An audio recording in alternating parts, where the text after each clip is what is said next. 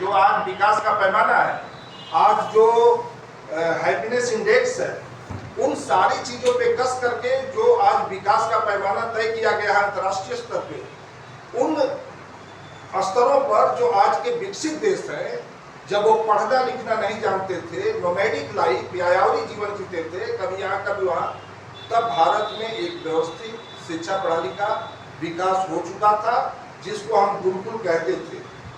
और जिस ऋषि भारद्वाज का उल्लेख आया कि जब भगवान राम को दिशा लेनी हुई कि मैं किधर जाऊं, तो ऋषि भारद्वाज के आश्रम में गए और वहां उनसे पूछा उन्होंने कि मैं गुरुवर बताइए मैं किधर जाऊं, मुझे समझ बनवास हो गया है और मुझे निकलना है, कहीं जानकारी नहीं है।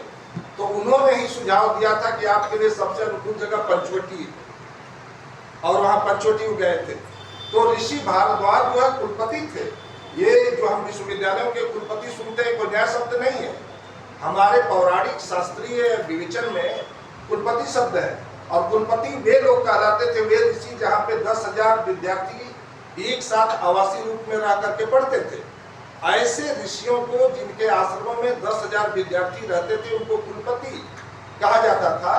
तो ये पुरानी चीजें, तो पुराने समय में हमारे यहाँ टुकड़े में नहीं बल्कि समग्रता में विचार होता था हर विषय का। जैसे आप फॉर एग्जाम्पल एक अरस्तु, आपने अरिस्टोटिल का नाम सुना होगा।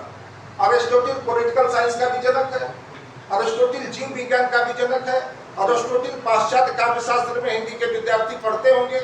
उनका जो निगमन सिद्धांत के आधार पे वो एक दार्शनिक भी है, वो एक मनोविज्ञानवेत्ता भी है, वो एक खगोल शास्त्री भी है, वो एक गणितज्ञ भी है, सारी चीजों में। तो उस समय एक ही छत के नीचे, आज भी वो पैटर्न चला है कि एक ही विंडो के नीचे हमको हमारा सारा समाधान मिल जाए।